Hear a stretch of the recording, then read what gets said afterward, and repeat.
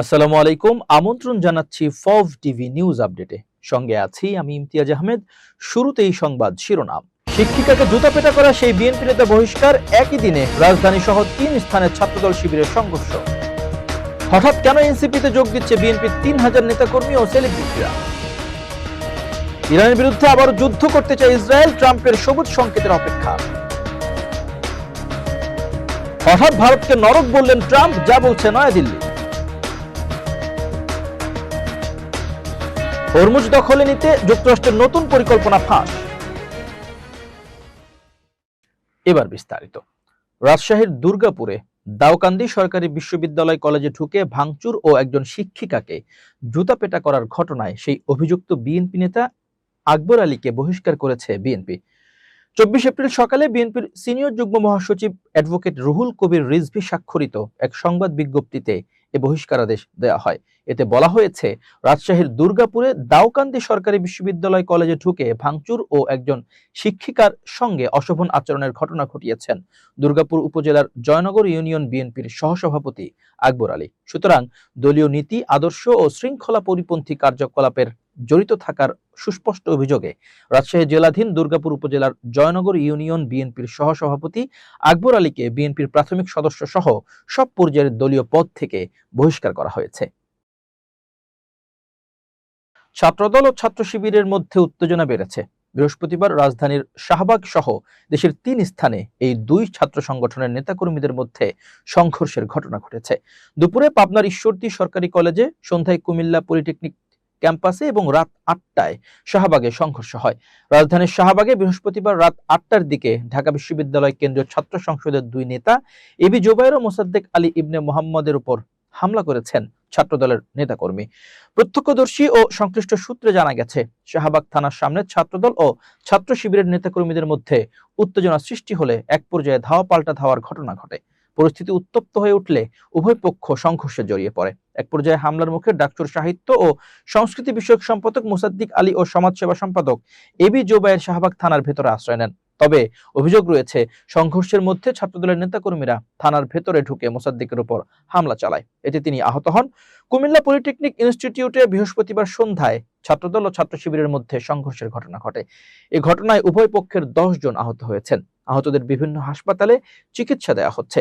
জানা গেছে, গুপ্ত শিবির বলাকে কেন্দ্র করে বৃহস্পতিবার বিকেলে নাফিস আব্দুল্লাহ নামে একজন শিক্ষার্থীকে থাপ্পড় দেয় কয়েকজন শিক্ষার্থী। এ থাপ্পড়ের বিচারের জন্যই সন্ধ্যায় অধ্যক্ষের কক্ষে যায় ছাত্র শিবির। অধ্যক্ষ বিচারের জন্য ৩ সদস্য বিশিষ্ট কমিটি করে, কিন্তু তাৎক্ষণিক বিচার দাবি করে ছাত্র শিবির। এ সময় হঠাৎ করে দুপক্ষের মধ্যে উত্তেজনা ছড়িয়ে পড়ে। এক পর্যায়ে তা সংঘর্ষের রূপ নেয়। এই হামলায় লাঠিসোঁটা ও ধারালো অস্ত্র ব্যবহারের অভিযোগ পাওয়া গেছে। ছাত্রদলের পক্ষ থেকে এসব অভিযোগ নাকচ করে বলেছেন, সাধারণ শিক্ষার্থীদের দুপক্ষের মধ্যে সংঘর্ষের ঘটনা ঘটেছে। তবে ছাত্র শিবির বলছে, গুপ্ত লেখাকে কেন্দ্র করেই ছাত্রদলের নেতাকর্মীরা ছাত্র শিবিরের উপর হামলা করেছে। পাবনার ঈশ্বরদী সরকারি কলেজে বৃহস্পতিবার দুপুরে ছাত্র শিবির ও ছাত্রদলের নেতাকর্মীদের মধ্যে সংঘর্ষের ঘটনা ঘটেছে। সংঘর্ষ চলাকালে গুলিবর্ষণ ও ককটেল বিস্ফোরণের ঘটনায় পুরো ক্যাম্পাসে আতঙ্ক ছড়িয়ে পড়ে। এতে উভয় পক্ষের বেশ কয়েকজন আহত হয়েছেন বলে জানা গেছে।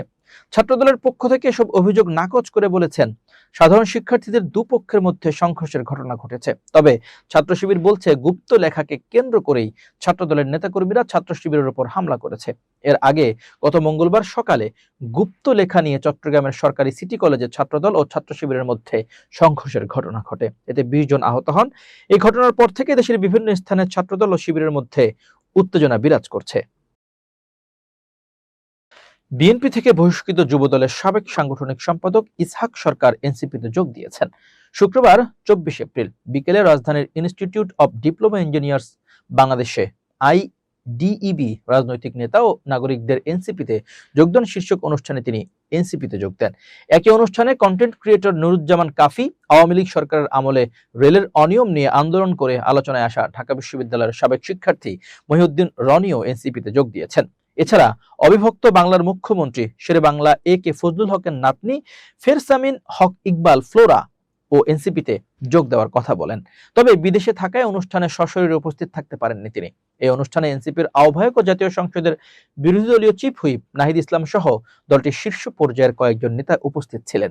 এনসিপিতে আজ যোগ দেওয়া ইসহাক সরকার সহ অন্যদের ফুল দিয়ে বরণ করে নেন নাহিদ ইসলাম।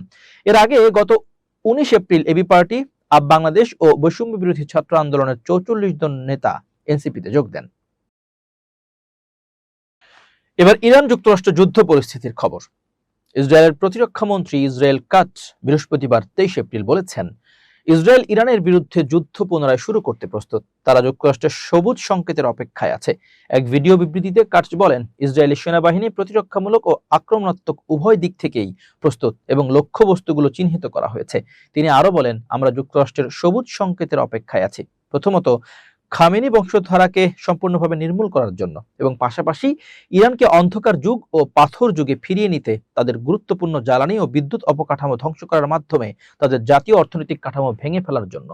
কাটজ দাবি করেন, এবার যখন হামলা পুনরায় শুরু হবে তা ভিন্ন ও আরো প্রাণঘাতী হবে এবং সবচেয়ে সংবেদনশীল স্থানে বিধ্বংসী আঘাত হানা হবে। ইতোমধ্যে ইরান যে বড় ধরনের ক্ষতির মুখোমুখি হয়েছে তার পরবর্তী ধাপ হবে পরবর্তী আক্রমণের ফল।